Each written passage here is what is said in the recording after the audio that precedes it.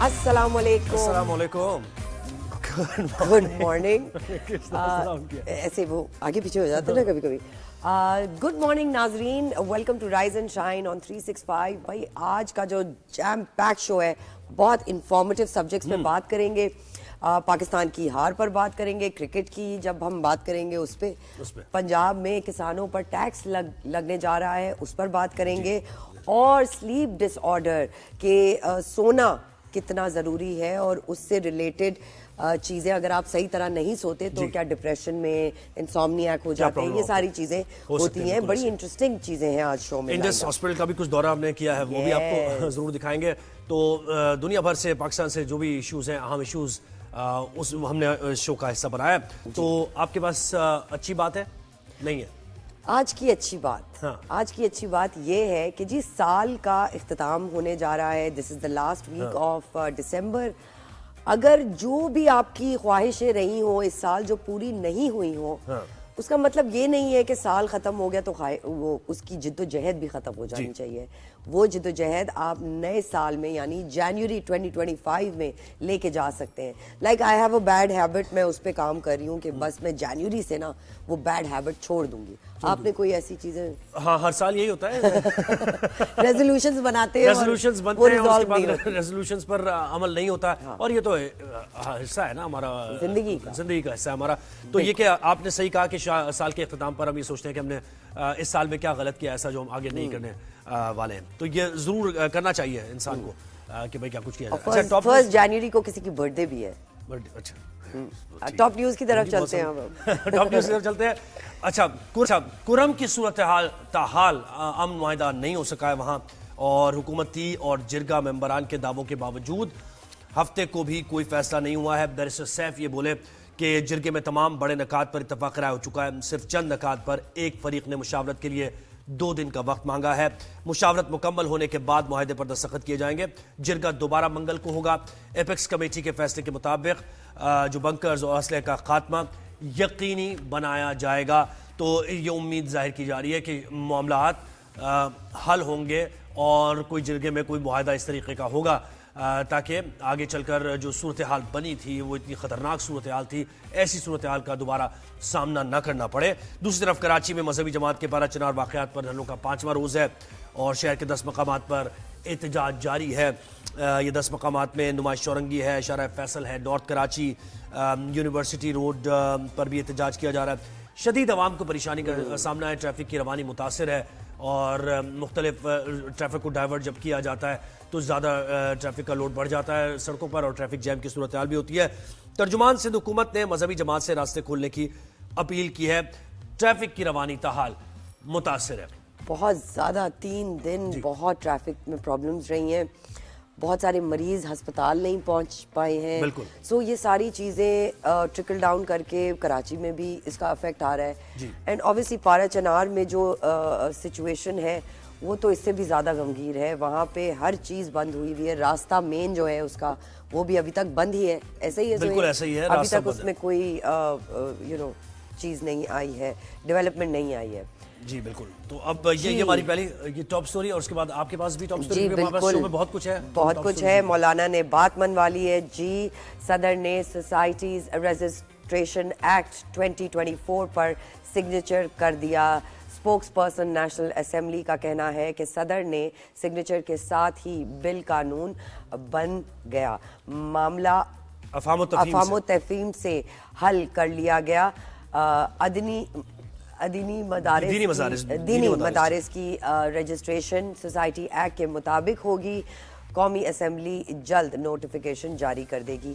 تو دس از a good step کہ بھائی یہ بھی ریزالو نہیں ہو پا رہا تھا. 2 ہفتے ہم دیکھ رہے تھے کہ اس پہ کوئی ڈیولپمنٹ نہیں ہو رہی. مولانا رنگ لے آئی ہیں, اور مولانا نے ایک پریشر بھی بلڈ کیا, ایک کیلکولیٹڈ ان کا پریشر تھا جو کہ انہوں نے بلڈ کیا حکومت پر, اور آہستہ آہستہ جو حالات و واقعات بھی بنتے گئے. دیکھیں نا ملک کے حالات و واقعات اور پھر دنیا بھر میں جو حالات و واقعات تبدیل ہوئے, تو اس کا کسی نہ طریقے سے مولانا نے فائدہ بھی اٹھایا. سیاسی ٹائمنگز بھی بڑے اچھے تھے. جی بالکل ایسا ہی ہے. تو خیر یہ معاملہ حل ہو گیا ہے, کیونکہ اس پر احتجاج کی کال دی تھی اور انہوں نے کہا تھا کہ سڑکوں پر بھی ہم آئیں گے اگر یہ ہمارا مطالبہ نہ مانا گیا. تو یہ हाल हो चुका है जी। अब जी बात करते हैं क्रिकेट की। शो का आगाज करते हैं बाकायदा क्रिकेट से। बड़े बल्लेबाज पकड़े गए, अफ्रीकी टेल एंडर्स पकड़ में नहीं आ सके। टेस्ट मैच बिल्कुल पाकिस्तान जीते जीते रह गया और एक मौके पर तो ये लग रहा था कि ये मैच हाथ से निकल गया है जब साउथ अफ्रीकन कैप्टन खेल रहे थे और उनका साथ दे रहे थे जबरदस्त बैट्समैन, तो लग रहा था कि ये इतना बड़ा टारगेट नहीं है जो कि चेस। लेकिन उसके बाद जब बवूमा आउट हुए हैं, साउथ अफ्रीका के जबरदस्त बल्लेबाज हैं, कैप्टन भी हैं, बवूमा के आउट होने के बाद back to back wickets Pakistan को मिली। अब्बास ने बेहतरीन बॉलिंग कराई और ये जो डाउन द ऑर्डर बैट्समैन आते हैं उनकी विकेट्स लेने के बाद 8 विकेट्स गिर गई। तकरीबन 40 रन चाहिए थे साउथ अफ्रीका को तब भी, लेकिन 8 विकेट्स गिरने के बाद रबाडा ने जैसे संभाला है और मार्को जेनसन ने जिस तरीके से संभाला है साउथ अफ्रीकन्स को और फिर फतह दिलाई है। नोहाल, ये लगा कि हमने बहुत कुछ मिस किया, हमारे प्लान में कुछ कमी थी। स्पिनर्स खास तौर पर एक भी स्पिनर हमने नहीं खिलाया। स्पिन बॉलिंग के जरिए रबाडा को आउट किया जा सकता है क्योंकि फास्ट को बड़े आसानी से वो खेल रहे थे और बड़ा कॉन्फिडेंट इनिंग्स रबाडा ने खेली। हालांकि टेल एंडर हैं और उनकी कोई टेक्निक इतनी कोई साउंड भी नहीं है, नहीं थी तो पाकिस्तान के हाथ से ये मैच निकल गया। निकलना चाहिए नहीं था, पहला टेस्ट मैच पाकिस्तान को जीतना चाहिए था। बिल्कुल ऐसा ही है। इसी पे बात करने के लिए हमारे साथ अदील मौजूद है, स्पोर्ट्स तज्जियाकार। अस्सलाम वालेकुम Adeel, thank you so much for joining us. Adeel, ये बताइए कि पाकिस्तान ने अच्छा खेला लेकिन फिनिश नहीं कर सके, तो क्या चीज़ें हैं जो हमें चेंज करने की ज़रूरत है? अच्छे फिनिशर्स की कमी है क्या?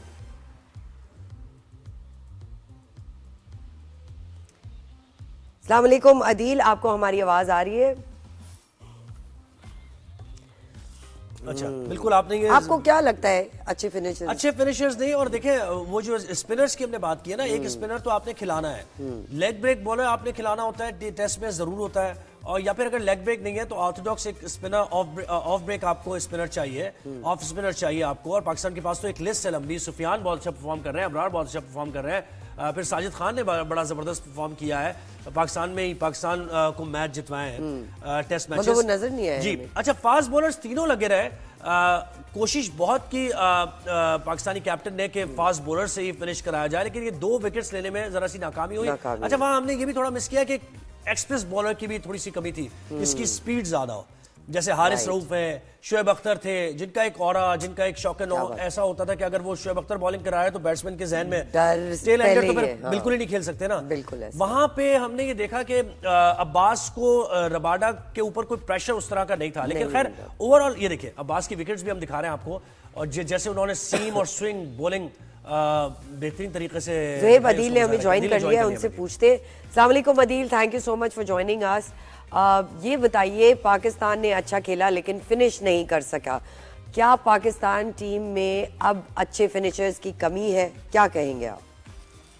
Thank you so much server for having me. और ये सवाल मुझे ना कल से बहुत ज्यादा परेशान कर रहा है कि जो आखिर हो क्या रहा है। लाइक सीरियसली स्पीकिंग, एक तवाज़ुन के साथ एक एपिडेमिक सा बन गया हमारी टीम में कि शुरू से प्लेयर्स हम निकाल देते हैं और आखिर में आके हम फंस रहे हैं। अब देखिए, पहली इनिंग में जो अच्छे करीब रन बनाए आपने 2 विकेटों पे, यहाँ पर भी आपने ये देखा। अदील, आपको दोबारा कनेक्ट करते हैं, आपकी आवाज हम सही तरह सुन नहीं पा रहे हैं। सीनियर स्पोर्ट्स जर्नलिस्ट याया हुसैनी ने अभी हमें ज्वाइन कर लिया है। याया, आप कहेंगे ये सरवत का सवाल हमने वहां मिस किया? एक तो स्पिनर को हमने मिस किया वहां, और एक हमने एक्सप्रेस फास्ट बॉलर जिसका प्रेशर होता है ना, साइकोलॉजिकल प्रेशर होता है टेल एंडर्स पर कि बाउंसर भी लग सकता है और इसी उसमें विकेट भी दे देते हैं। वहां वो प्रेशर उन तीनों बॉलर्स का हमारे नजर नहीं आया जो मीडियम फास्ट बॉलर्स थे।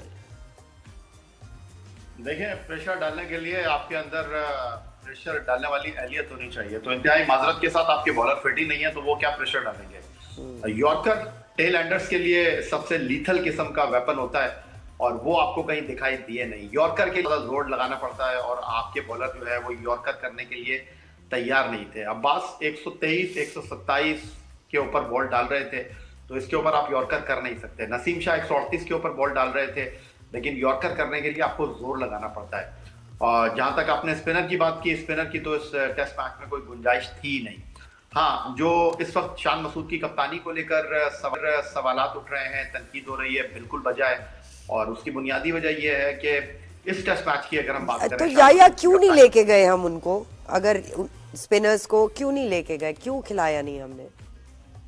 सरवत जरूरत नहीं थी इधर स्पिनर की। इधर जो टेस्ट मैच के अंदर 4 दिन में बारिश की वजह से, खराब रोशनी की वजह से सुपर स्पोर्ट्स पार्क सेंचुरियन में टेस्ट मैच का वक्त ज़ाया हुआ, जहां 799 रन बने, जहां 38 विकेटें गिरी। सिर्फ 38 विकेटों में से एक विकेट जो थी वो स्पिनर ने हासिल की, और वो भी बाय फोर्स। डीन पैटरसन जबरदस्ती उन्होंने अपनी विकेट थ्रो की, साइम अयूब को हम लेकर आए थे, तो इस वजह से स्पिनर की यहाँ पर जरूरत थी नहीं। आप 4 फास्ट बॉलर के साथ ऑपरेट कर रहे थे। साउथ अफ्रीका ने 4 फास्ट बॉलर के साथ मैदान में उतरने का फैसला किया, और ये सुपर स्पोर्ट्स पार्क जो है सेंचुरियन का, ये फास्ट बॉलर का जो है वो पैराडाइज समझा जाता है। मैं बात कर रहा था शान मसूद की कप्तानी को लेकर। हमने 211 रन किए पहली इनिंग में गिरते पड़ते, और 213 रन पर जनूबी अफ्रीका के 8 आउट हमने कर लिए थे। आखिरी 2 विकेट पर हमने 88 रन करवा दिए। फिर यहाँ पर जहाँ 148 चेस कर रहा था जनूबी अफ्रीका, तो यहाँ पर हमने जो है वो 99 को 8 करवा दिया जनूबी अफ्रीका का, और आखिरी 2 विकेटें ले नहीं पाए हम।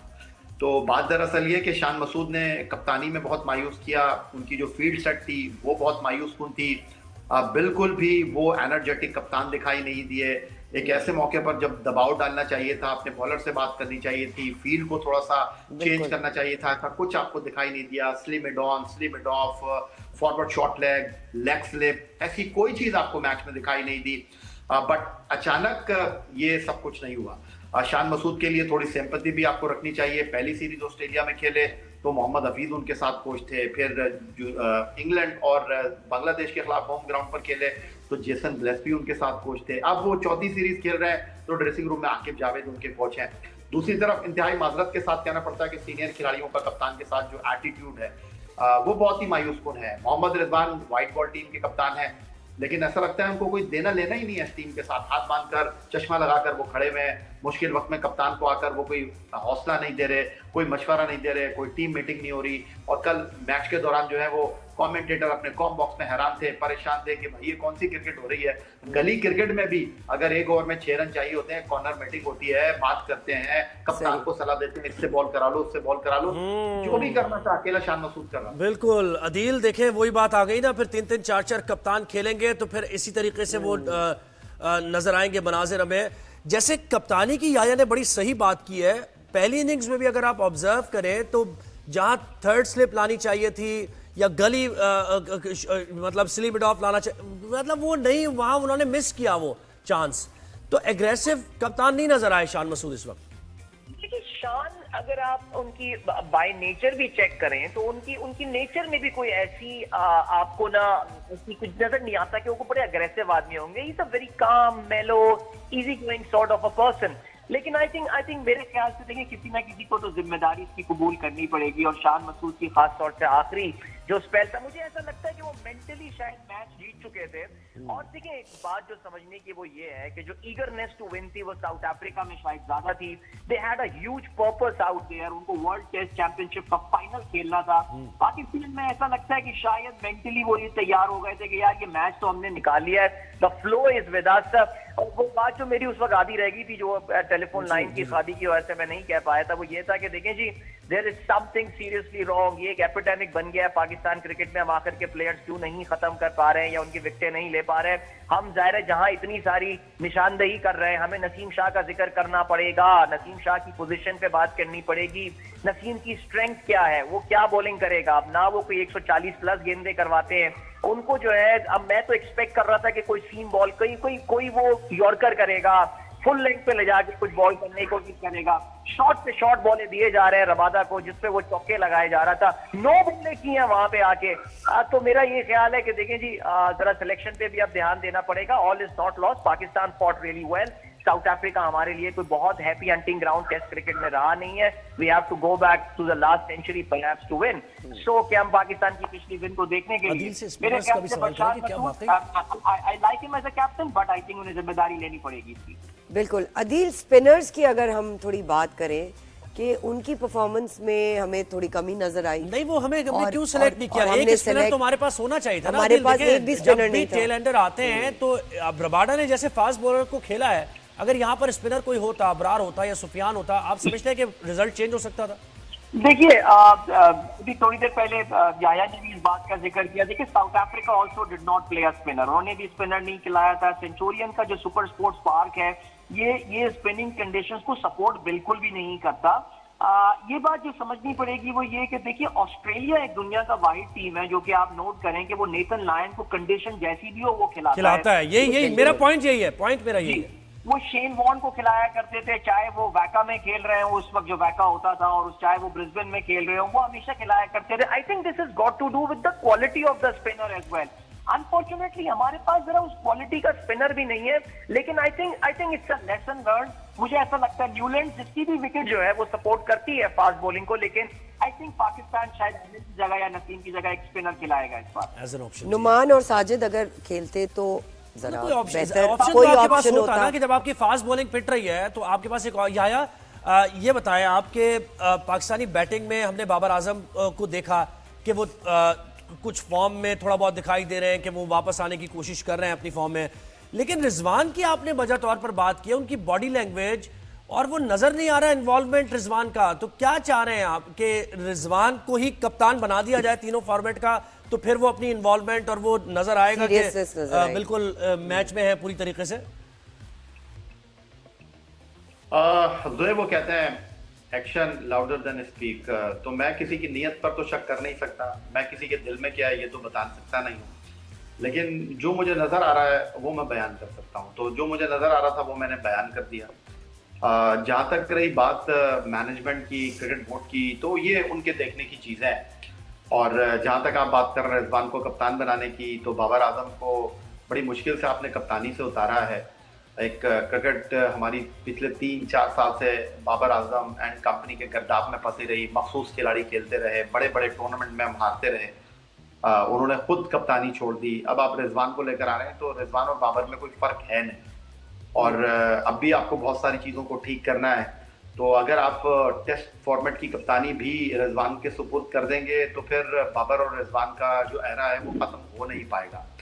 बात दरअसल ये है कि आपको उन खिलाड़ियों की जरूरत है पाकिस्तान क्रिकेट को जो कि सोशल मीडिया स्टार नहीं है, जो सोशल मीडिया पर नहीं चमकते बल्कि क्रिकेट के ग्राउंड में परफॉर्म करते हैं, क्रिकेट के ग्राउंड में परफॉर्मेंस देते हैं।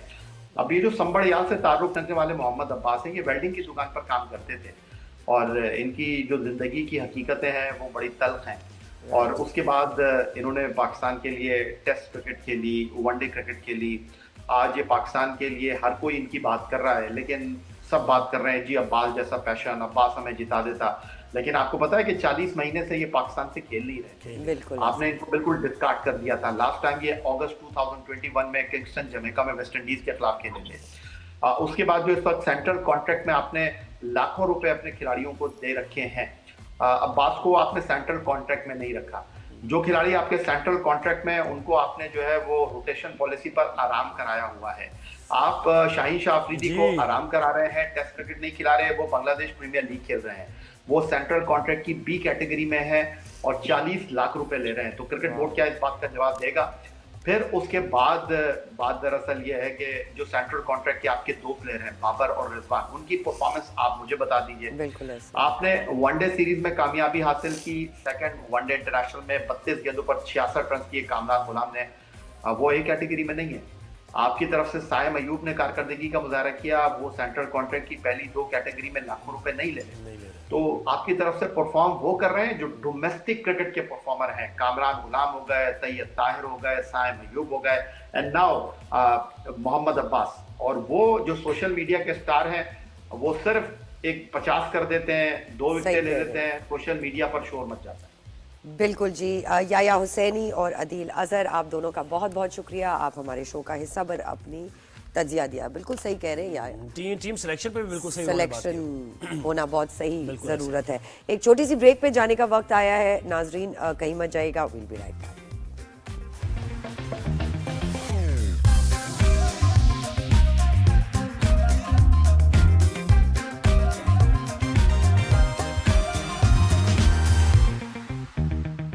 वेलकम बैक नाजरीन। अच्छा, एक बड़ा इशू हमारा यह है कि हम एग्रो बेस्ड इकोनॉमी है और हमारे यहाँ अगर तरजीहात इस तरह की बने कि किसान को फैसिलिटेट किया जाए और किसान की वेलबींग का ख्याल किया जाए तो हम खुद कफील हो सकते हैं। अशिया खुरनोश की जो कीमतें बढ़ती हैं या सारी चीज़ें, اس میں ہمیں کبھی بھی اس کی کمی کا سامنا نہیں کرنا پڑے گا، لیکن انفارچونیٹلی ایسا ہوتا نہیں ہے. بہرحال وفاقی وزیر خزانہ محمد اورنگزیب یہ کہتے ہیں کہ شرح سود کم ہو گئی ہے، سنگل ڈیجٹ پر یہ آ جائے گی، اور انہوں نے کہا کہ معیشت کا پہیہ چلنا شروع ہو گیا ہے. اب دوسری طرف پنجاب کی اسمبلی کی جانب سے زرعی انکم ٹیکس بل کی منظوری پر کسان تنظیموں کی جانب سے تحفظات کا اظہار کیا جا رہا ہے. اب یہ کسانوں پر ایڈیشنل ٹیکس کیوں لگایا جا رہا ہے؟ کیا یہ ہے بھی ٹیکس؟ کسان اس کو کیسے پرسیو کر رہے ہیں؟ پنجاب اسمبلی سے منظور کیے گئے مسودہ قانون میں زرعی انکم ٹیکس پنجاب 2024 کے مطابق انکم ٹیکس کی چھوٹ ختم کر دی گئی ہے. بل کے مطابق نئے ٹیکس کو سپر ٹیکس کا نام دیا گیا ہے، جس کا اطلاق آئندہ مالی سال سے ہوگا. زرعی آمدن کے ٹیکس کو 2 حصوں میں تقسیم کیا گیا، جس کے تحت زرعی انکم ٹیکس کو آمدن یا ایکڑ کے حساب سے وصول کیا جائے گا. 12.5 ایکڑ تک زمین کو ٹیکس سے مستثنا رکھا گیا ہے. 12.5 ایکڑ سے 25 ایکڑ زمین رکھنے والے کسان کو 3,900 روپے سے 7,500 روپے سالانہ ٹیکس ادا کرنا ہوگا، اور اسی طرح 25 ایکڑ سے 50 ایکڑ پر سالانہ 10,000 سے 20,000 روپے ٹیکس وصول کیا جائے گا. یہ سپر ٹیکس ہے کیا اور کسان اس بارے میں کیا کہتے ہیں، یہ ہم بات کرتے ہیں. میاں عمیر مسعود ہمارے ساتھ مرکزی صدر کسان اتحاد موجود ہے. السلام علیکم. میاں عمیر صاحب، تھینک یو سو مچ، آپ نے ہمیں وقت دیا. وزیر خزانہ کہتے ہیں کہ معیشت درست سمت پر گامزن ہے. کیا زرعی شعبہ حکومتی پالیسی سے مطمئن ہے؟ کیا آپ سیٹسفائیڈ ہیں کہ یہ ایگریکلچرل جو یہ ٹیکس لگایا جا رہا ہے، کیا یہ مطمئن ہے آپ کے لیے؟ بسم اللہ الرحمن الرحیم. بہت شکریہ آپ کا کہ آپ نے پہلے بھی ہماری کسانوں کی آواز بلند کی اور ہمیشہ ہمارا خیال کرتے ہیں. سب سے پہلی بات تو آپ یہ دیکھیں کہ گندم میں ہمیں ریٹ اناؤنس کیا گیا کہ 4,000 میں ہم خریدیں گے، اس کے بعد نہیں خریدی گئی، جس سے کسانوں کو تقریباً 1,000 ارب کا نقصان ہوا.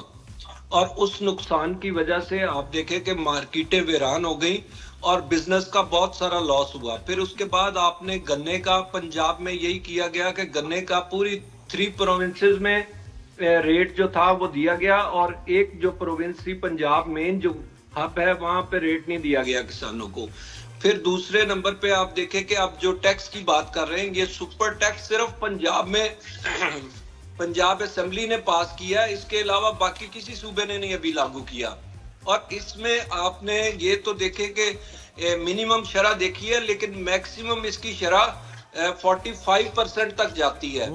اور اگر کوئی ایک شعبہ جو ہے پوری دنیا میں فارمرز کو فیسیلیٹیٹ کیا جاتا ہے، کیونکہ فارمر ہوگا تو آپ سروائیو کر سکیں گے. کہ کوئی بھی ملک جو ہے وہ بیسیکلی اگر اس کے پاس ایگریکلچر ہے تو دنیا اسے ختم نہیں کر سکتی. یہ جیسے آپ کی بارڈر سیکیورٹی ضروری ہے، اسی طرح فوڈ سیکیورٹی جو ہے پوری دنیا کا مسئلہ ہے.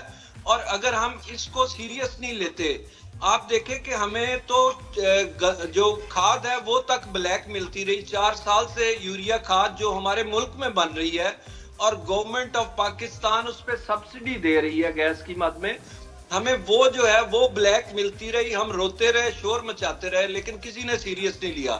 ہمیں اگر سیڈ ہمارا $3.4 بلین کا لاسٹ ایئر آپ نے رائس ایکسپورٹ کیا ہے، لیکن آپ دوسری طرف $3.4 بلین کا رائس ایکسپورٹ ہوا ہے. دوسری طرف اگر آپ دیکھیں تو نیکسٹ ایئر اسی کا سیڈ جو تھا 2 نمبر مارکیٹ میں پھیلا دیا گیا اور اس سے فصل تباہ ہو گئی چاول کی. اچھا مجھے بتائیں کہ پنجاب تو یہ بڑا دعوے کر رہا ہے، وزیر اعلیٰ پنجاب بھی یہ کہہ رہی ہیں کہ کسان دوست پالیسیز وہ لے کے آ رہے ہیں، کسان خوشحال ہوگا ہمارا.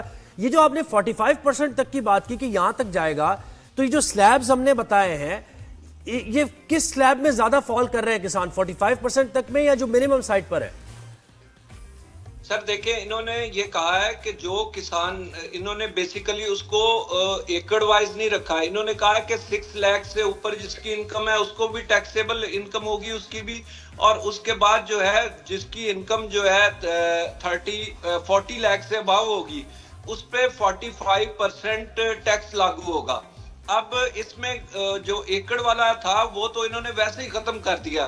جب ہماری پنجاب حکومت سے بات ہوئی تو پنجاب حکومت نے ہم سے کہا کہ جی ہم کون سا ابھی آپ سے لے رہے ہیں.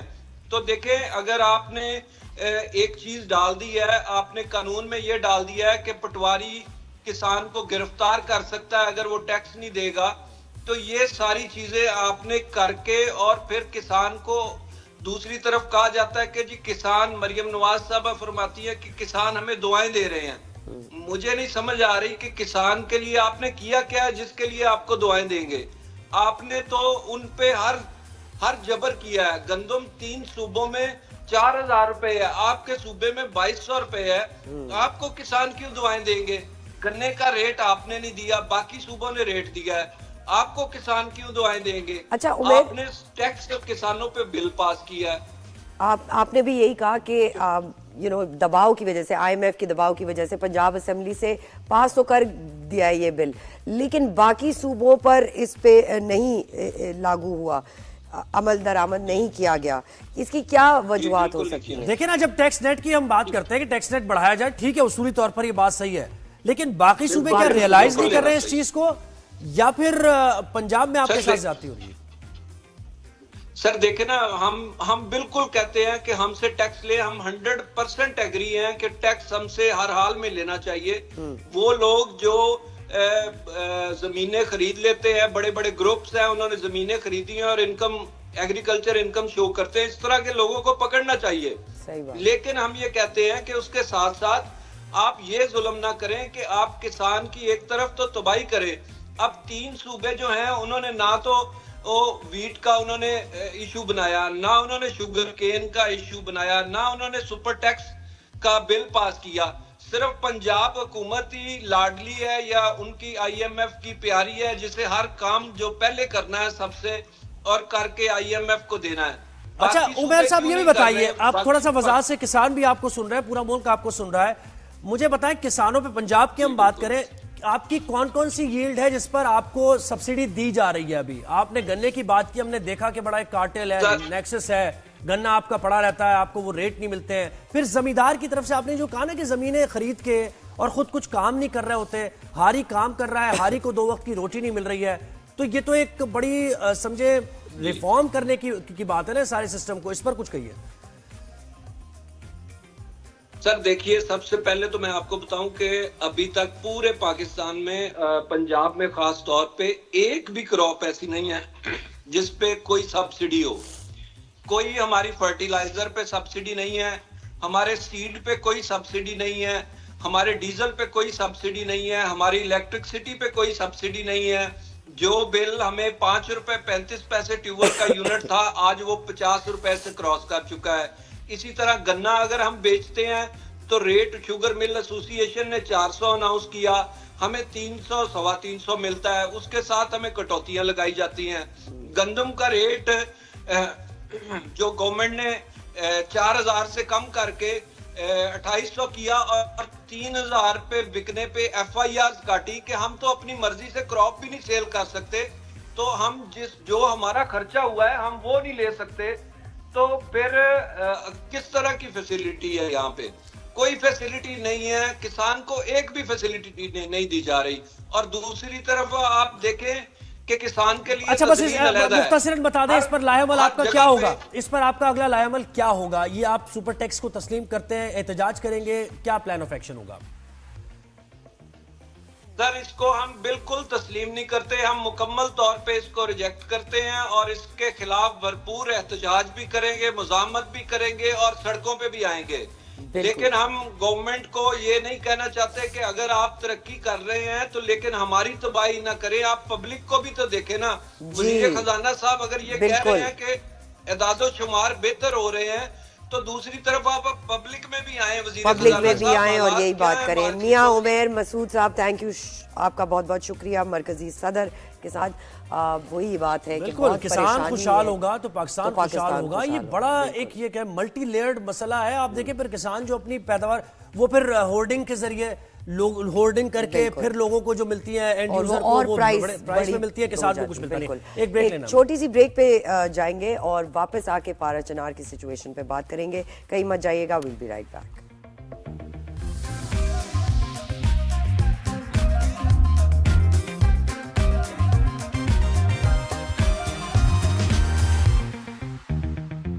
वेलकम बैक नाजरीन।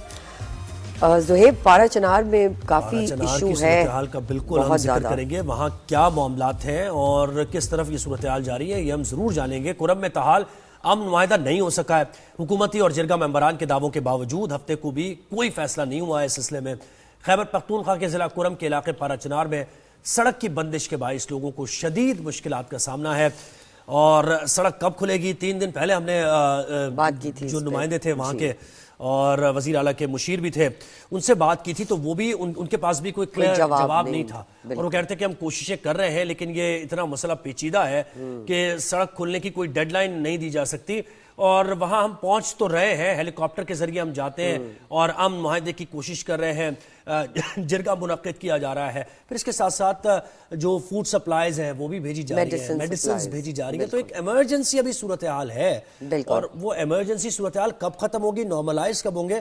تو ہمارے پاس نمائندے نے جوائن کیا ہے پارا چنار سے، یاسر بنگش، ان سے تفصیلات پوچھتے ہیں۔ اچھا، بہت کم ہی ویسے سربت پارا چنار سے کوئی براہ راست نمائندے آتے ہیں اور وہاں کی ایکچوئل صورت ہے، تو ہمیں ہمارے 365 کے نمائندے اب بتا رہے ہیں، ہمیں لوگ بھی سنیں گے۔ جی یاسر، السلام علیکم، بتائیے گا کیا صورتحال دیکھ رہے ہیں پارا چنار میں؟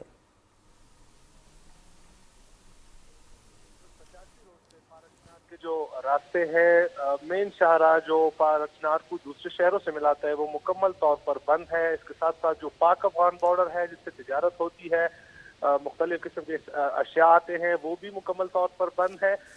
شہر میں بالکل ایک غذائی قلت پیدا ہو گئی ہے، نہ تیل ہے وہاں پہ، نہ میڈیسن ہے۔ اب تک جو ہمارے رپورٹ ہے ہسپتال ذرائع کے مطابق مختلف ایچیوز میں اور ہمارے جو ڈسٹرکٹ ہیڈ کوارٹر ہسپتال کے ساتھ تقریباً 130 بچے جو ہے وہ دم توڑ چکے ہیں علاج نہ ملنے کی وجہ سے۔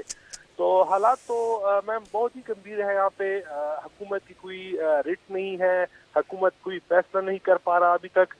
پچھلے تقریباً 20 دنوں سے گرینڈ جرگہ جو کوہاٹ میں بیٹھا ہے وہ شروع ہے، لیکن تاحال اس کا کوئی نتیجہ سامنے نہیں آ رہا۔ کل جو ہے وہ ایک فریق جو اپر کرم کے ہیں، اہل تشیع جو فریق ہے، ان لوگوں کے دستخط جو ہے ان لوگوں نے دستخط کیے ہیں، اور جو دوسرا فریق ہے لوور اور سینٹرل کرم کا جو اہل سنت بھائی ہے، ان لوگوں نے جو ہے وہ 2-3 دن کا ٹائم مانگا ہے کہ ہمیں ٹائم دے دے، پھر ہم دستخط کر لیں گے۔ تو ابھی تک جو ہے وہ بات اسی طرح درمیان میں پھنسی ہوئی ہے۔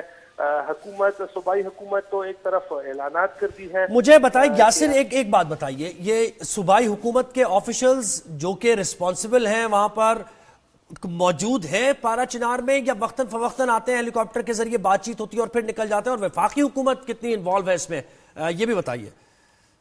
سر سب سے پہلے تو آپ نے صوبائی حکومت کی بات کی۔ صوبائی حکومت بیرسٹر سیف صاحب تو صرف اپنے آفس سے ہی بیانات دے رہے ہیں۔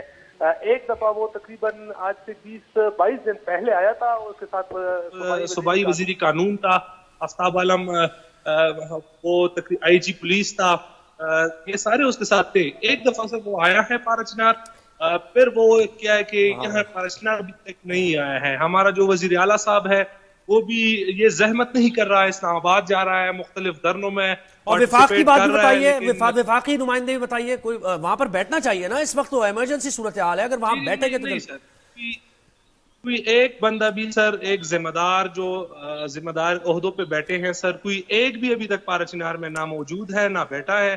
انفارچونیٹلی حالات اس طرح ہے۔ یاسر، وقت کی ہمارے پاس قلت ہے اور آپ سے بہت ابھی بات کرنی تھی، لوگوں کو پارا چنار کی صورتحال بتانا تھا، لیکن دیکھیں نا وفاقی نمائندے۔ اچھا خیر، ہم ایک چھوٹی سی بریک پہ جا رہے ہیں، واپس آ کے کنٹینیو کرتے ہیں۔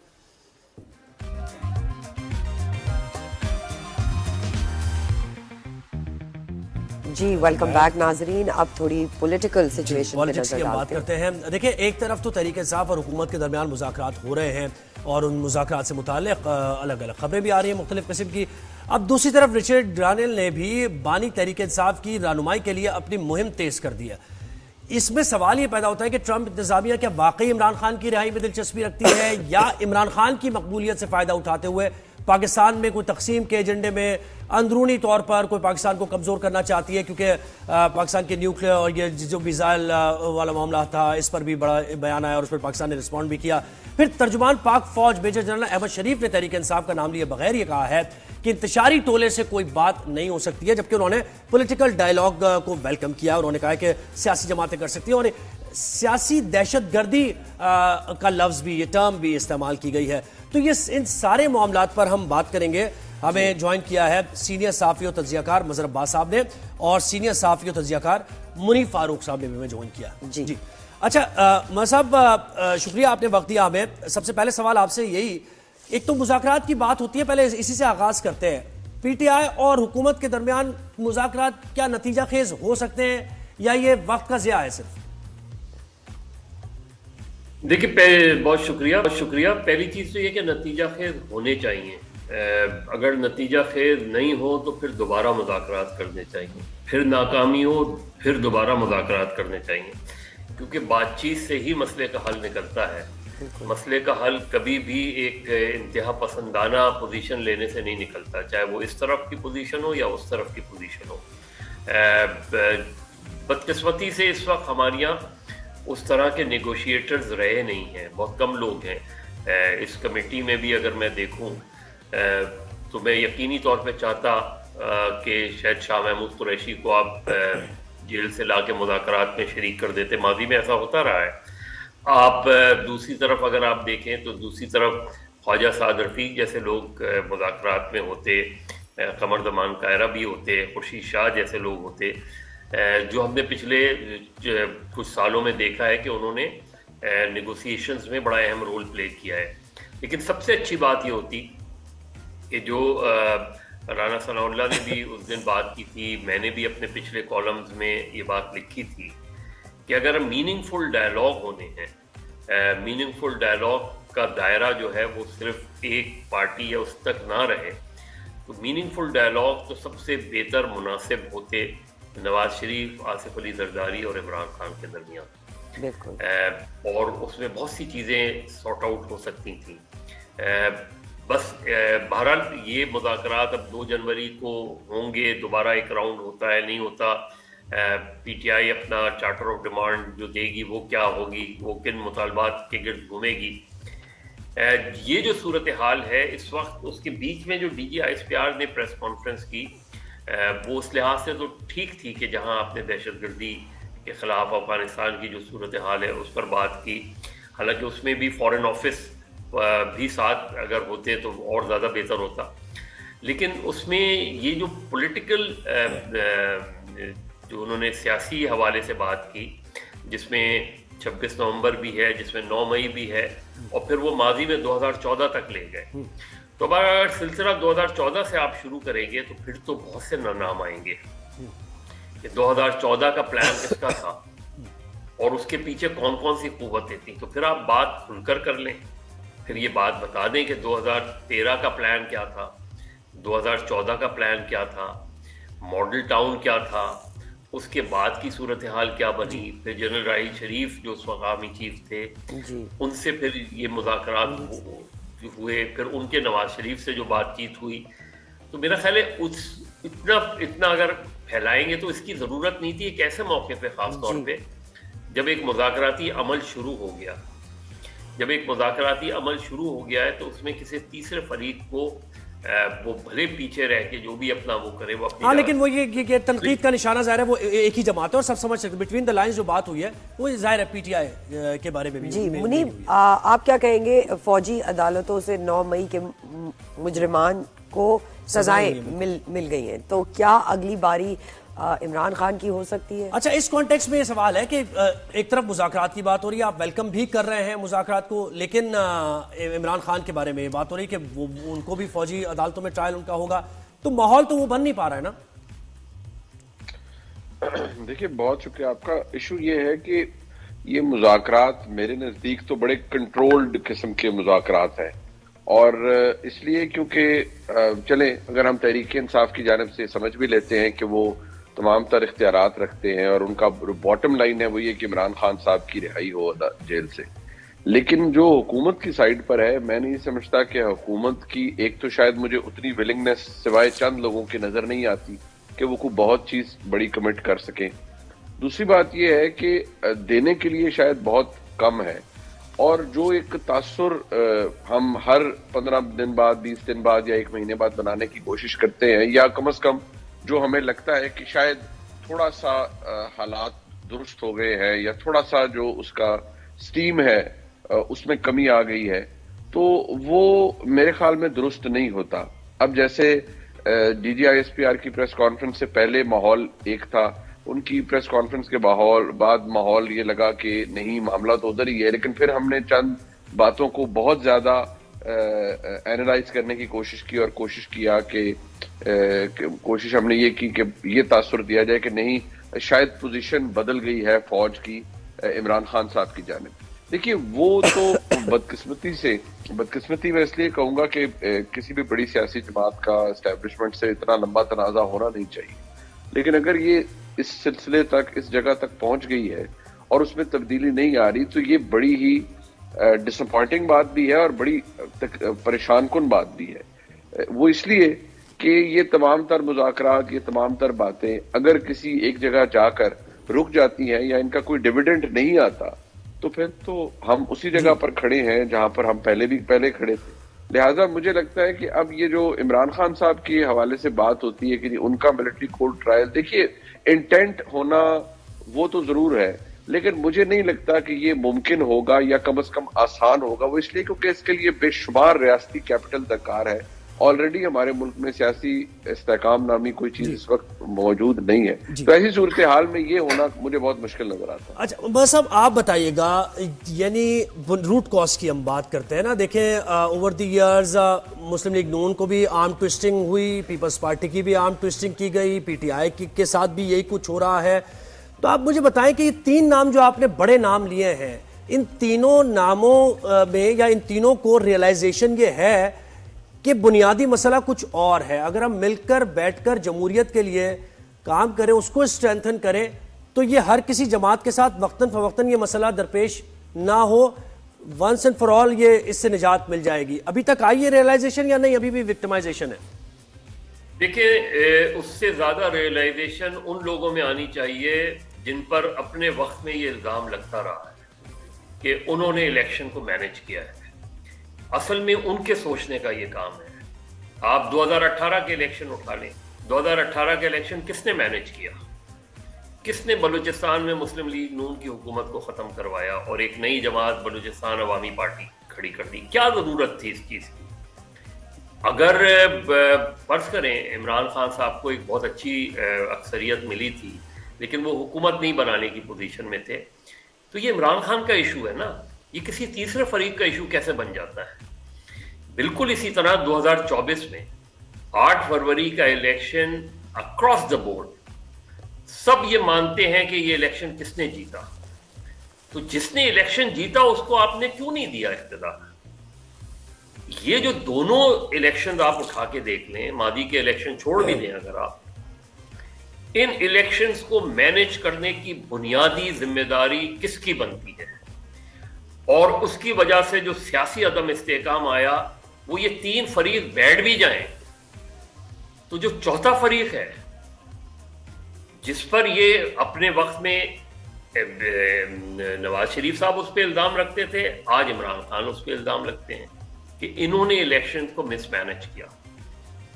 تو سوال یہ ہے کہ جب تک یہ چیز ختم نہیں ہوگی, جب تک سیاسی جماعتیں بنانے اور توڑنے کا عمل ختم نہیں ہوگا, جب تک حکومتیں بنانے اور حکومتیں گرانے کا عمل ختم نہیں ہوگا, آپ کی سیاسی استحکام آ ہی نہیں سکتا. آپ چلنے ہی نہیں دیتے, آپ ڈسکشن کو آگے بڑھنے ہی نہیں دیتے. آپ کہیں نہ کہیں چیزیں آپ دیکھ لینا, آپ دونوں الیکشن اٹھا لیں, یہی ہوتا ہے نا. آج جب یہ اس الیکشن کی بات کرتے ہیں تو مسلم لیگ نون 2018 کے الیکشن کی بات, دونوں اپنی اپنی جگہ درست ہیں جی, دونوں اپنی اپنی جگہ, دونوں کا نیریٹو بالکل ٹھیک ہے. تو سوال یہ ہے کہ جس کی وجہ سے یہ سب کچھ ہوتا ہے وہ کب سوچیں گے؟ جی کہ ہمارا یہ کام نہیں ہے کہ ہم الیکشنز کو منیب مظہر صاحب نے بڑی اہم نشاندہی انہوں نے کی ہے اہم ایشو کے اوپر. اس سے تھوڑا سا اب آگے بڑھتے ہیں. یہ جو باہر کے پریشر کی بڑی بات ہو رہی ہے اور نامزد انوائے بار بار یہ کیمپین کے طور پر اب تو لگ رہا ہے کہ وہ چل رہی ہے عمران خان کو رہا کرنے کی, اور پریشر تو بہرحال ہے, اس سے پہلے بھی پریشر آتا رہا ہے اور ہم اس پریشر کے آگے ووٹ ڈاؤن بھی ہوئے ہم نے دیکھا ہے, اور ملٹری کورٹس کے معاملے پہ جو سزائیں ہوئیں اس پر بھی ای یو کا جو پریشر آیا. تو یہ پریشر کتنا اہمیت کا حامل ہے, حکومت یہ سسٹین کر پائے گی اس پریشر کو, یا واقعی ایکچوئل پریشر ہے بھی یا نہیں؟ دیکھیے پریشر ابھی آفیشلی تو دیکھیے وہ تو آیا ہے جو فوجی عدالتوں کی طرف سے سزائیں دی گئی اس پر آیا تھا, لیکن جو باقی چیزیں ہیں ابھی ٹرمپ انتظامیہ کے آنے میں 15-20 دن ہے, ڈیپینڈ کرے گا کہ اس کے بعد کیا صورتحال بنتی ہے.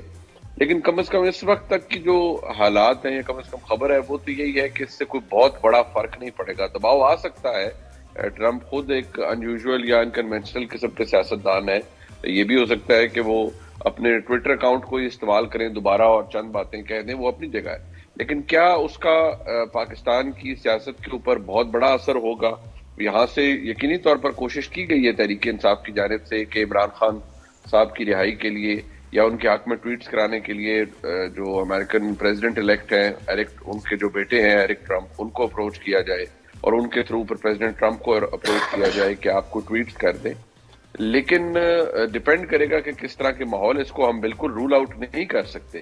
لیکن کم از کم اس وقت یہاں ماحول یہ ہے کہ اگر ایسا کوئی دباؤ آیا تو یہ پاکستان کا اندرونی معاملہ ہے, اس کے اوپر پاکستان کی حکومت یا اسٹیبلشمنٹ کنسیڈ نہیں کرے گی. دوسری بات یہ ہے کہ دیکھیے یہ جو ابھی ہم نے اوور آل سچویشن دیکھی ہے, یہاں آج ماحول یہ ہے کہ عمران خان صاحب کے ساتھ جو ایک وائڈ ہے ان کے درمیان اور اسٹیبلشمنٹ کے درمیان, وہ ماضی کے جو فاصلے تھے سیاستدانوں کے ساتھ اس سے بڑی مختلف نوعیت کا ہے. ہمارے ملک میں جو 7 دہائیوں سے زیادہ کا عرصہ گزرا ہے, اس میں سب سے زیادہ جو بیڑا غرق کیا ہے ہمارے ملک کی سیاست کا یا اوور آل, اس میں جہاں سیاستدانوں کا ہاتھ ہے وہاں پر پاکستان کی مقتدرہ کا ہاتھ بھی ہے بے شمار معاملات کے اندر. سو ہم یہ نہیں کہہ سکتے کبھی بھی کہ یہ صرف کیا دھرا سیاستدانوں کا ہے. لیکن آج جہاں ہم کھڑے ہیں اس میں آئیڈیل تو یہ ماحول ہے کہ ہر کوئی اپنی پوزیشن سے پیچھے ہٹے, لیکن جو ہمیں ریفلیکٹ کرتا ہے جو رویوں سے یا جو پالیسی سے, وہ یہ ہے کہ پاکستان کے اسٹیبلشمنٹ 9 مئی کو اپنی ایک ڈیفائننگ لائن سمجھتے ہیں. انہوں نے اگر 2 سال پہلے کہا, 1.5 سال پہلے کہ نہ اسے کوئی بھولے گا نہ معاف کرے گا, تو وہ آج تک اسی جگہ پر کھڑے ہیں کہ نہ اسے بھول رہے ہیں نہ اسے معاف کر رہے ہیں.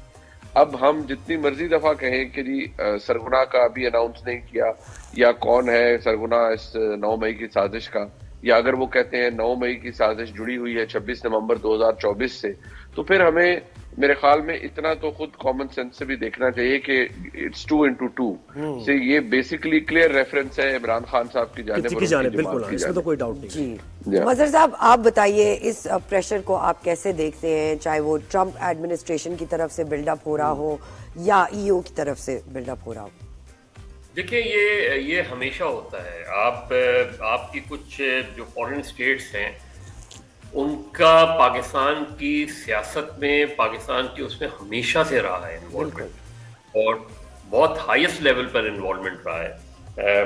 77 کی بہت سے لوگ بات کرتے ہیں کہ جب پی این اے کی موومنٹ چل رہی تھی تو اس میں امریکن انوالومنٹ بھی تھا, اس میں سعودیز انوالومنٹ بھی تھا. اور یہ جو اکثر بات کی جاتی ہے, اس پر کسی نے کبھی غور نہیں کیا کہ جو آخری وقت میں مذاکرات کامیاب ہو گئے تھے اور اس کے بعد ذوالفقار علی بھٹو اچانک غیر ملکی دورے پر نکل گئے تھے اب مڈل ایسٹ کے, اس کی سب سے بڑی وجہ یہ تھی کہ 4 عرب ممالک جو تھے انہوں نے بڑا اہم رول پلے کیا تھا ان مذاکرات میں پی این اے اور پیپلز پارٹی کے درمیان. تو جو آخری ایکارڈ ہوا تھا اس کے بارے میں بھٹو ان ممالک کے سربراہان کو اعتماد میں لینے کے لیے گئے تھے. یہاں اس کا دوسرا مطلب نکال کے اس ملک میں ماشاء اللہ لگا دیا گیا. یہ جو اس کے بعد بھی امریکن انوالومنٹ پاکستان کی پولیٹکس میں آپ دیکھ لیں, 86 میں بے نظیر کی واپسی کو لے لیں یا اس کے بعد کی صورتحال لے لیں, آخر میں 2007 میں مشرف اور بے نظیر کے درمیان کوشش کی گئی کونڈیلیزا رائس کے ذریعے. تو یہ جو آپ کے یہاں کبھی بھی ایسا نہیں رہا کہ پاکستان میں امریکن انٹرسٹ جو ہے وہ بہت زیادہ رہا ہے, اور ایون صرف امریکن انٹرسٹ ہی نہیں, آپ کے یہاں سعودی انٹرسٹ بہت ہے اس کے اندر, اور وہ لنک کرتے ہیں پاکستان کی پالیٹکس کو. تو یہاں کوئی تعجب کی بات نہیں ہے اگر ڈونلڈ ٹرمپ آتے ہیں, اور ڈونلڈ ٹرمپ 20 جنوری کے بعد جب صدر بنیں گے تو اس کے طریقہ کار بہت مختلف ہوتا ہے. یہ جو بیان ہے یہ میٹر نہیں کرتے, لیکن وہ یہ دیکھیں گے, جیسے ابھی منیب کہہ رہے تھے کہ ملٹری کورٹس کا ٹرائل کی آپ کو سب سے زیادہ ریئیکشن انٹرنیشنلی آئے گا, اور صرف وہاں کوئی اوورسیز پاکستانیوں کو تو اپنا ایک ظاہر ہے وہ ایک الگ چیز ہے, لیکن otherwise international human rights organisation کی طرف سے آئے گا, انٹرنیشنل لائرز کی طرف سے آئے گا. تو اس لیے کیونکہ بہرحال اس ملک میں اس سے پہلے کبھی بھی فارمر پرائم منسٹر کا ٹرائل ملٹری کورٹ میں نہیں ہوا, کبھی بھی نہیں ہوا. تو یہ آنے والا ہوا ہے جی آنے والا نواز شریف صاحب کا بھی اسپیشل کورٹ میں ہوا تھا. تو بیسیکلی سویلینز کے ٹرائل, اور پھر خاص طور پہ اگر پولیٹیکل پارٹیز کے ورکرز یا لیڈرز ہیں ان کے ٹرائل ملٹری کورٹ میں ہونا بیسک فنڈامنٹل رائٹس کے خلاف سمجھا جاتا ہے. بالکل. منیب, اگر مذاکرات کی بات پھر سے کریں تو ایک سوال یہ بھی آتا ہے ذہنوں میں کہ کیا ان مذاکرات میں اسٹیبلشمنٹ آن بورڈ ہے یا نہیں, آپ کا کیا خیال ہے؟ دیکھیے, آن بورڈ تو اس حد تک میں نے جب شروع میں عرض کیا کہ کنٹرولڈ ہیں, تو یہ بات تو سب کو پتا ہے کہ ان مذاکرات سے اسٹیبلشمنٹ کو اعتراض نہیں ہے. رائٹ. اور جو بیسکلی بات ہے کہ دونوں اطراف سے, یعنی کہ حکومت کو بھی کہا, حکومت کو بس یہ ہے کہ حکومت نے ظاہری بات ہے اسٹیبلشمنٹ سے کنسلٹ کیا ہوگا کہ اگر ہم مذاکرات کریں تو اس کے بارے میں آپ کیا کہتے ہیں یا آپ کی کیا رائے ہے. ایک تو پاسبلٹی ہے, دوسرا یہ کہ اسٹیبلشمنٹ نے ہی کہا ہو سکتا ہے کہ ٹھیک ہے, ہم نے دوسری سائڈ کو بھی کہا ہے کوئی پولیٹیکل ڈائلاگ آپ کرنا چاہتے ہیں تو ضرور کریں. تحریک انصاف کے دوستوں کو بھی جو بات اسٹیبلشمنٹ کی طرف سے کہی گئی ہے وہ یہی ہے کہ آپ نے اگر کوئی سیاسی حل اپنے معاملات کا ڈھونڈنا ہے بحیثیت جماعت, تو وہ تو آپ کو ایک سیاسی ڈائلاگ سے ملے گا, اور وہ ملے گا حکومت سے بات کر. اب اس کو پھر انگریزی پہ جس طرح ہم کہتے ہیں بلون آؤٹ آف پروپورشن, تو وہ اگر ہم دیکھیں تو پھر تو یہ ہوگا جی کہ بڑے مذاکرات ہو گئے اور بہت بڑا بریک تھرو ہو رہا ہے. بریک تھرو ہو بھی سکتا ہے اگر یہ مذاکراتی ٹیمیں اس کے اندر جو ہاکس ہیں وہ پیچھے رہے, لیکن بہرحال اپروول کا مسئلہ ہو جائے گا کہ وہ اپروو کیا جائے. اچھا صاحب, پیپلز پارٹی کی پالیٹکس کی بات کرتے ہیں. بلاول بھٹو زرداری بھی اب حکومت پر تنقید کر رہے ہیں, اور پھر انہوں نے اس معاملے پر بھی یہ جو میزائل سسٹم سے متعلق جو باتیں تنقید ہوئی ہمارے اوپر, تو انہوں نے کہا کہ بھئی نشانہ تو وہ ہے ہمارا دفاعی سسٹم, عمران خان تو ایک بہانہ ہے. تو اس پر بھی اور حکومت کے ساتھ تھوڑا ڈس ایسوسیٹ کرتے ہوئے دکھائی دے رہے ہیں بلاول بھٹو زرداری, آپ کو کیا لگتا ہے؟ دیکھیں, پیپلز پارٹی کا ایک ایشو یہ ہے کہ پیپلز پارٹی پنجاب میں اب جو پنجاب میں اس کا کم بیک نہیں ہو پا رہا. پیپلز پارٹی کا جو 2013 کا الیکشن ہوا تھا, اور اس وقت بھی جب پیپلز پارٹی کے دوستوں سے میری بات ہوتی تھی تو ان کا یہی ہوتا تھا کہ یہ مسلم لیگ نون کا ووٹ لے جائیں گے, اور میں اس وقت بھی ان سے یہ کہتا تھا کہ یہ آپ کا ووٹ جا رہا ہے. اور اس کی بڑی بیسک سی وجہ ہے. دیکھیے, جب بے نظیر بھٹو صاحبہ کی شہادت ہوئی اور اس کے بعد آصف علی زرداری جو ہے وہ صدر بنے 2008 میں, تو پہلے ایک دونوں کی مشترکہ گورنمنٹ بنی تھی, لیکن پھر وہ ججز کی بحالی کے مسئلے پہ پھر اختلاف ہوا اور وہ الگ ہو گئے. جو عمران خان صاحب کو اس وقت فائدہ ہوا وہ یہ ہوا کہ انہوں نے یہ جو فرینڈلی اپوزیشن کا لگایا, الزام لگایا, اور وہ کافی حد تک درست بھی تھا, اس سے عمران خان صاحب کو اسپیس ملا پنجاب میں. کیوں؟ اور عمران خان صاحب جو شریفز کے بارے میں گفتگو کرتے تھے وہ پیپلز پارٹی کے ورکر کو اٹریکٹ کرتی تھی, اس لیے کہ پیپلز پارٹی کے جو مقامی رہنما ہیں, ورکرز ہیں, وہ تو جوان ہی اینٹائی شریف بیانیے پر ہوئے ہیں.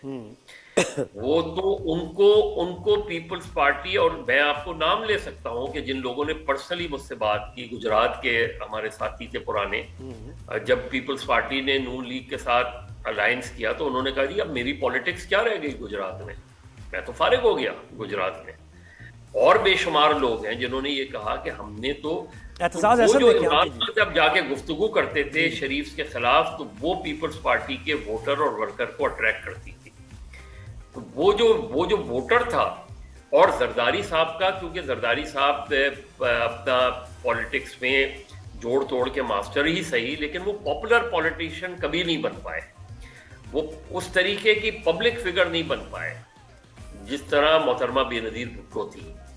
तो वो जो चीज थी, और ये फिर बाद में एक बात भी हुई थी बाकायदा 2015 में दुबई में एक मीटिंग हुई, मैराथन मीटिंग हुई, उसमें ये बात भी की गई कि जी 2013 के इलेक्शन में तो पीपल्स पार्टी का कैंडिडेट नहीं मिलता था, और जो मिलता था वो जरदारी साहब की तस्वीर लगाने को तैयार नहीं था।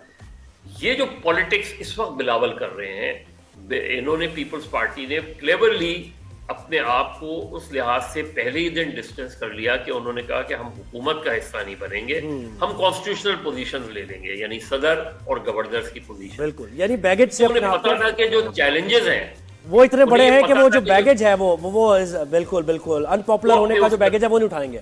और वो जो एक सियासी टर्फ की बात की वो भी नहीं मिल पाई पीपल्स पार्टी को इस वजह। जी बिल्कुल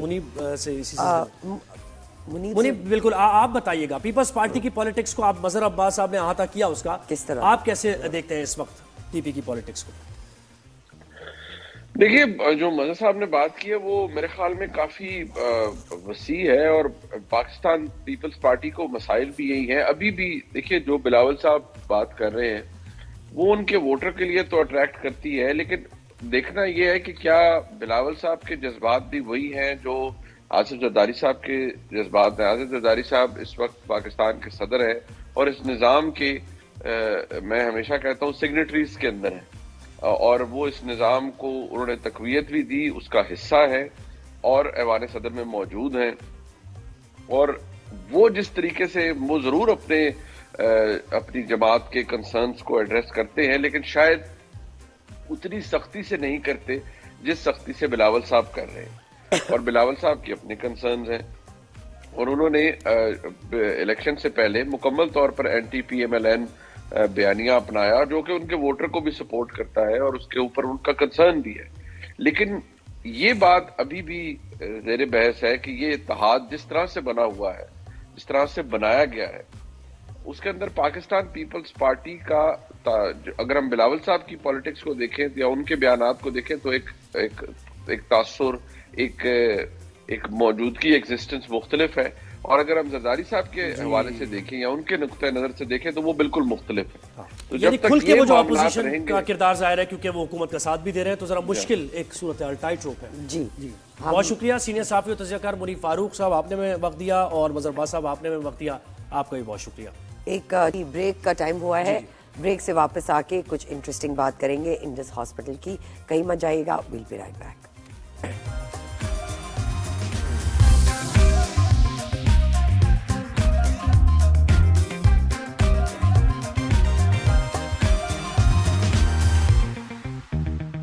वेलकम बैक नाजरीन। अब बात करते हैं, दिन का सबसे इम्पोर्टेंट तरीन जो वक्त होता है वो सोने का होता है। 1/3 of your life, any person's life is spent sleeping. तो नींद कितनी जरूरी है, और अच्छी नींद एक सेहतयाब जिंदगी गुजारने के लिए कितना जरूरी है, क्योंकि आप जब सुबह के वक्त में जागते हैं तो आपके अंदर वो एनर्जी होना बहुत जरूरी है पूरे दिन जो आपको लेकर चलेगी, और वो होगा इसी तरह कि आपकी नींद जो है वो अनइंटरप्टेड होगी। होता ये है हमारे साथ, क्योंकि मसाइल बहुत ज़्यादा है इस माशरे में, या फिर लोग ज़्यादा ओवर एम्बिशियस होते हैं लाइफ को लेकर, तो उनका ब्रेन चलता रहता है, और हमारे साथ भी ये होता है अक्सर। आपका ब्रेन कुछ सोच रहा है, आपको पता है कि आप जाग रहे हैं, आप सो नहीं रहे हैं, लेकिन आप लेटे हुए भी हैं, और इसी तरह 5-6 घंटे गुजर जाते हैं, और फिर उसके बाद जब आप उठते हैं तो आपके अंदर वो मतलब फ्रेश फील नहीं कर रहे होते आप। तो इस पर हम बात करें। तो इस पे बात करने के लिए हमारे साथ आज खास मेहमान मौजूद हैं, अमर हैरिकर। He is a neurologist, USA से इनका ताल्लुक है, और हु स्पेशलाइजेज इन स्लीप। अस्सलाम वालेकुम अमर, thank you so much for being part of our show. भाई, सबसे पहले without even wasting any time, कितनी इंपॉर्टेंट है स्लीप, और स्लीप ना अच्छी मिलने से क्या क्या नुकसान होते हैं? तो स्लीप नेचुरली, लाइक आपने कहा कि भाई 1/3 of our life is spent in sleep, and that is necessary for the other 2/3 of our life to function. तो स्लीप के जो प्राइमरी बेनिफिट्स हैं, नंबर 1 ब्रेन पे जो बेनिफिट्स हैं वो तो द 3 मेन बेनिफिट्स कि भाई अगले दिन के लिए आपको तैयार करने के लिए, जब आप सो रहे होते हो आपके प्रीवियस दिन की जो मेमोरीज होती हैं उनको कंसोलिडेट करने के लिए, और फिर द थर्ड थिंग जो 10 साल पहले ही we discovered is that when you go into deep sleep, there's a system that they discovered which is called the glymphatic system.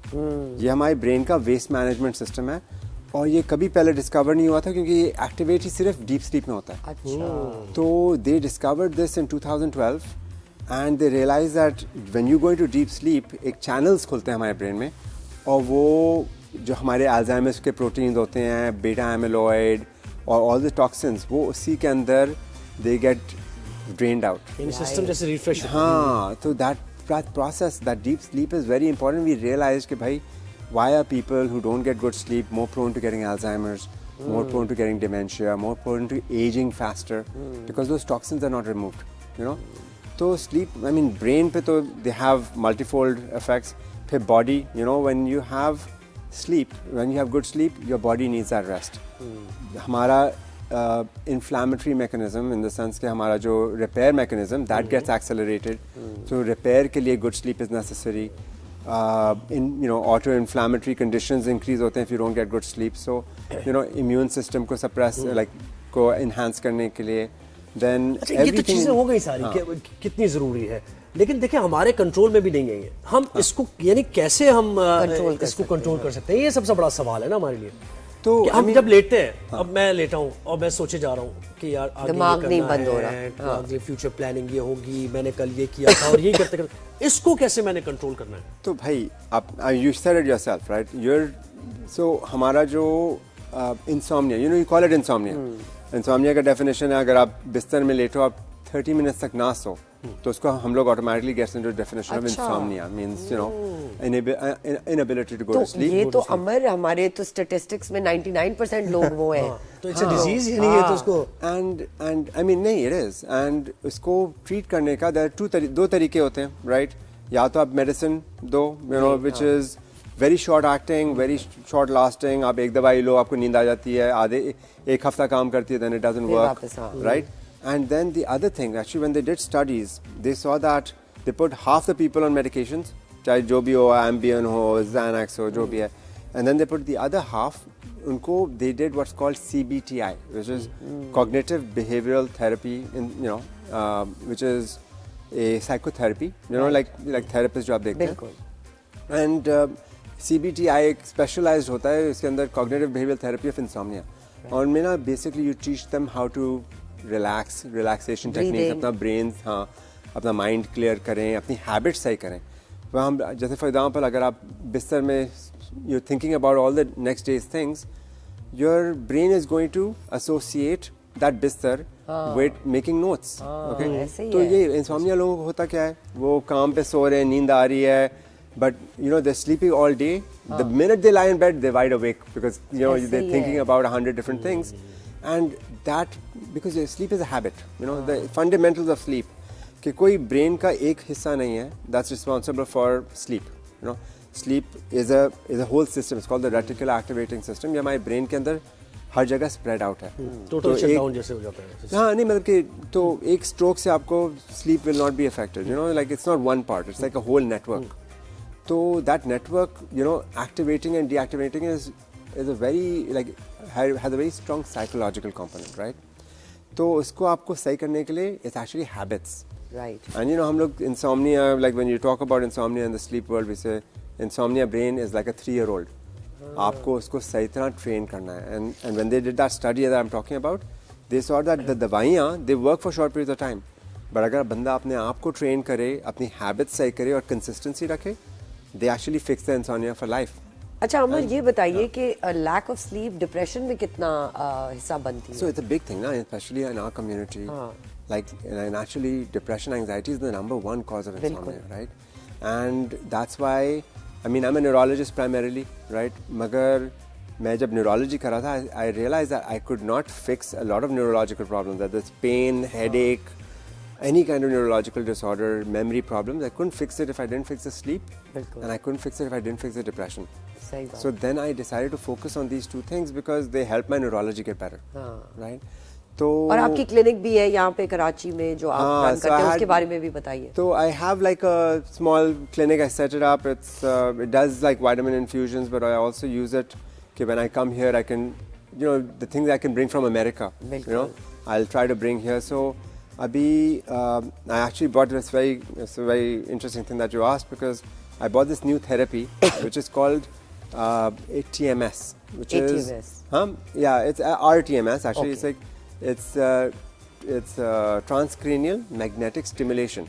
So اس میں کیا ہوتا ہے؟ اس میں کیا ہوتا ہے کہ it basically allows us to, like, it gives little shocks to parts of your brain that are responsible for depression. So ہمارا ایک brain کے different areas ہیں. Depression کا ایک identified area is called the DLPFC, dorsolateral prefrontal cortex. Right. تو وہ والا جو area ہے, they did studies and they saw کہ اگر اس area کو آپ stimulate کرو تو people who don't respond to medications, they did this, I mean, everything in America is based on studies. Yeah, right. So they took patients جو they had been on more than 2 medications for depression and ان کو بالکل فائدہ نہیں ہو رہا تھا. Right. And they did like a real TMS machine and a fake TMS machine to see کہ اگر they get better or not. And they saw the real TMS machine میں 40 to 60% of the patients, ان کا depression went away for like a year. Wow. Right, with 30 sessions. And 30 to 40% of the patients, unka to went away forever. They got like I mean, so there are new therapies coming out, neuromodulation. دو سوال اس میں. ایک تو ہم دوپہر کے وقت میں nap لے لیتے ہیں 5 منٹ کی, اور اس کے بعد میں تو فیل کرتا ہوں کہ مجھے ایک دم سے میں لگتا ہے کہ نیند پوری ہو گئی ہے. ایک یہ سوال بھی. اچھا, دوسرا اسپریچولیٹی کی بھی کا بھی سوال کرنا ہے کہ دیکھیں کنٹینٹمنٹ جس کے اندر ہے کہ وہ کہتا ہے کہ بھائی اللہ کا دیا سب کچھ ہے میرے پاس, وہ ہم نے دیکھا کہ پرسکون نیند سوتے ہیں. جو اوور ایمبیشیس لوگ ہوتے ہیں ان کے لیے ذرا مشکل ہو جاتی ہے چیز, یا پھر ذرا کام کرنے کے لیے متحرک ہوتے ہیں. تو یہ دونوں سوال ذرا آپ سے بڑے امپورٹنٹ ہیں یہ کرنے میں. بھائی, it all speaks to the same thing, right? Like mental health, right? Like when جو اگر پرسکون ہے, they have their processes, like I mean, religion is a relaxation, right? It helps you channel your anxiety. I mean, again, religion is in some ways therapy, right? It helps us channel our fears, our anxiety. Allah Ta'ala is going to take care of your problems, right? And that helps it come out. So in some ways it's the best one of the best kinds of relaxation therapies. You can actually give somebody else your problems for a short period of time. And aap achhi neend, pursukoon neend so sakte ho, right? اور وہ جو میں نے سوال کیا تھا کہ ہم چھوٹا سا 5 منٹ کی نیند ہوتی ہے اس کے بعد. اچھا, that is very, so ہمارا جو سلیپ سائیکل ہے نا, ہمارا نیچرل جو سلیپ سائیکل ہے اس میں 2 بمپس ہوتے ہیں, ٹھیک ہے. اگر آپ سلیپ کسی کا اسکیجول دیکھو تو آپ کا جو برین میں جو ڈرائیو ہوتا ہے نا, it is most at night, and then there is another bump in the afternoon, کھانا کھانے کے بعد, ٹھیک ہے. اینڈ لائک تو a lot of our like internal cycle actually has 2 sleep schedules, right? ایک دوپہر کی نیند اور ایک رات کی, ٹھیک ہے. مگر most like progressive countries like America, there's no such thing as an afternoon nap. یہ اسپین میں siesta system ہے, پاکستان میں ہے, تھوڑے laid back countries میں ہے. ہاں, but America میں you go to work at 8, you come back at 4, right? تو اور 5, right? تو وہاں you have to actually adhere, you have to, that's an unnatural cycle. اب اس کو مینٹین کرنے کے لیے آپ کو, I mean, so there are 2 concepts, right? یا تو اگر آپ سو رہے ہو, you sleep in the afternoon, you are functional during the rest of the day, and then you sleep a longer nap at night. If it works for you, that's great. اب کیا ہوتا ہے, کوئی لوگ ہوتے ہیں ان کو رات کو نیند نہیں آ رہی ہوتی, and that's because they take small naps during the day. تو اس میں وہ concept ہے about sleep pressure. Okay, sleep pressure is the word we give to the drive to go to sleep, right? تو ہم لوگ جب اٹھتے ہیں نا, so we have released in our body what's called a sleep pressure. Okay, and basically that means کہ آپ کا need to go to sleep چلا گیا ہے, you're gonna function. As دن گزرتا ہے تو you basically have like all the tension, all the fatigue, and it builds, all of these things build that sleep pressure. ٹھیک ہے. اب insomnia میں that's very important because that sleep pressure should build till رات کو اتنا build ہو جائے کہ آپ کو نیند آ رہی ہے, آپ ہاں اس کا اسٹریس ہو گیا نا, the pressure builds to go to sleep. ہاں, آپ لیٹیں اور سو جائیں. تو the right person, they go to sleep, their bed should be like a sleeping pill. وہ بستر پہ سو جائیں, بستر پہ لیٹیں, and they should know they go to sleep. And you'll see some people like that. And ان کو کیا ہوتا ہے کہ if they start taking naps during the day, they've released that sleep pressure, they may not be able to sleep at night. ऐसे ही है. हाँ. तो in that sense, you know. कितने hours of sleep होने चाहिए on a regular for a healthy mindset? So, you know, that's a good question. So, you know, we say 7 to 9 hours for an adult, but that is not consistent, right? The actual definition is the amount of sleep you get at night, enough that you don't feel sleepy during the day. So that it varies. So it varies. There's some people, this is an average, but there's some people जो 4-5 घंटे सोते हैं and they do great and they're fine. They can't go to sleep more. And then there's some people जो 8 घंटे सोते हैं, they still wake up and they're like sleep deprived, right? और अगर आपके पास केसेस कौन से आते हैं? प्रोफेशनल लाइफ से लोग हैं या कोई बिजनेसमैन है, पैसे वाले हैं, यानी कौन से केसेस हैं अगर? So almost everything now. Sleep is such an important part of like normal health, blood pressure, weight control, you know. Sleep is a big part of strokes. So neurologists have to, I mean, it's almost, अगर किसी को stroke होता है America में, it's part of a workup कि stroke हो तो sleep study is part of it. कि आपका sleep quality देखें, sleep quantity देखें, because they've seen that there's a direct correlation, independent risk factor for stroke. कि अगर आपने अपनी sleep fix नहीं की, you are independently you're prone to having a stroke. So high blood pressure. कभी कभार हम लोग, you know, we do sleep apnea because in America people are fairly obese, right? So because of that, sleep apnea is very common. और वो अगर हम लोग सही कर दें तो you can actually see the blood pressure go down, the diabetes get better. सारी चीजें मतलब it's so fascinating and one just takes sleep for such a for granted sort of thing कि भाई नींद आएगी जब सो जाएंगे 4 घंटे सो गए बहुत है. You don't realize कि ये underneath ये क्या build कर रहा है, क्या burden आपकी body के ऊपर build कर रहा है. And जब वो बिल्कुल you can't you know you only realize it when it becomes too late, right? तो आप ये कि पूरी नींद लेके अगर हम आप मेरे के दिया आया करें तो हमारे लिए जरा इशारा मुझ पे अच्छा तो हमारे लिए आसानी होगी अख्तर की इसमें कोई गलती नहीं. अच्छा अमर कितना you know a lot of times I see के या तो बच्चे हो या बड़े हो अगर उनकी नींद पूरी नहीं होती बड़े क्रैंकी से होते हैं. You know how much does that depend on? I mean you all know that yaar, if like all of it. So it's a you know, it's called a self-fulfilling prophecy, right? You don't go to sleep, right? You will be angry. If you get angry, you can't go to sleep. Right? Cycle, vicious cycle. Yeah, and it becomes, you have to break that. That's why sometimes you need the medications, you know, to break that. You know, like sometimes, you know, you can't talk to a therapist, right? So you need like a little bit of a medication to get you over that hump, right? So everything has their role, right? Because there's no one size fits all, right? There are medications that work for some people. There's brain stimulation that works for some people. There's other kinds of therapies. I'm really excited to come to your clinic. अगर नाज़रीन में से कोई आना चाहे तो आपके साथ कैसे हम हाँ, so we have like I've actually opened like I call it Vitamind Pakistan, right? It's like Vitamind. It's like actually I have a practice in America, तो मैंने वहीं उसी नाम से आया. First I opened it as a vitamin infusion store, but now I'm trying to introduce more therapies into it. Right. So whatever's latest, whatever's you know like cutting edge, I try to bring it from America, give it there, and set it up as a means of at least starting something, right? Right. So like when I was here 5 years ago, it's been 7 years. I opened the first sleep center in Pakistan, in Karachi, and you know because COVID hit, मैं वापस नहीं आ सका. I had to close it down. But at least it got the ball rolling, the sleep awareness, sleep apnea therapy. So I started doing all of that. So at least I like to bring things back, get the ball rolling, कोई और you know can take over from it. At least give that option. आपको पता है हम अपने show में overseas पाकिस्तानियों से बात करते हैं और उनसे हमेशा ये पूछते हैं कि आपकी कंट्रीब्यूशन पाकिस्तान के लिए क्या है. सो थैंक यू अमर हैरकर कि आपकी कंट्रीब्यूशन इतनी अमेजिंग है और इतने सही आपने मसले पर. हाँ, पाकिस्तानियों को नींद नहीं आती, चैन की नींद जिसे कहते हैं. चैन की नींद आए कैसे? आप देखें ना कि पानी, बिजली, गैस और ये मसाइल में खत्म हो जाए. इन्फ्लेशन, ये वो, you name it. Those are called environmental factors for insomnia. अगर आपके पास like अगर आप uncomfortable हैं, बिस्तर सही नहीं है, आवाजें आ रही हैं, रोड के ऊपर सो रहे हो. I mean those are insomnia has 100 reasons, right? अच्छा आखिरी सवाल अमर, what sort of pillows should we use? There are therapy pillows, there are different sorts of pillows. What is the best pillow according to you? Okay, so I'll tell you something, and this is my personal thing, right? So you know insomnia جو ہوتا ہے it has so much to do with habit right. تو you will notice this کہ ہم لوگ جو اچھے جو لوگ اچھا سو سکتے ہیں نا رات کو گھر میں, وہ جب کوئی ہوٹل میں جاتے ہیں تو ان کو نیند نہیں آتی. مگر جو لوگوں کو گھر پہ انسومنیا ہوتا ہے نا, وہ باہر ویکیشن پہ جاتے ہیں, ان کو کہیں بھی they sleep very very well. That's because the whole habit نا, اپنے انسومنیا میں اپنے بستر کو you've turned it into a thing to think about.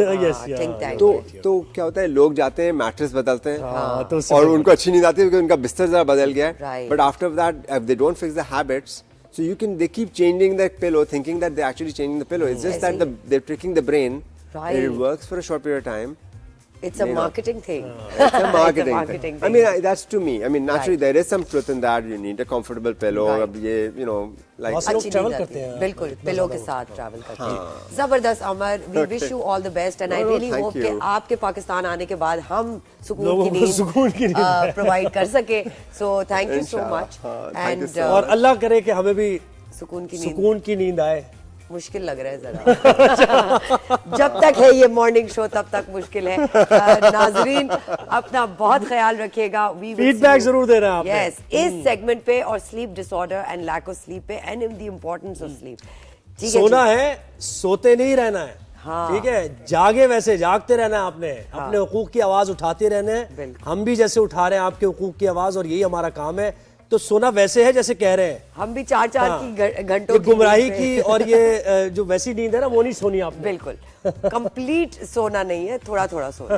ٹھیک ہے جی, اپنا بہت خیال رکھیے گا. ہماری طرف سے خدا حافظ.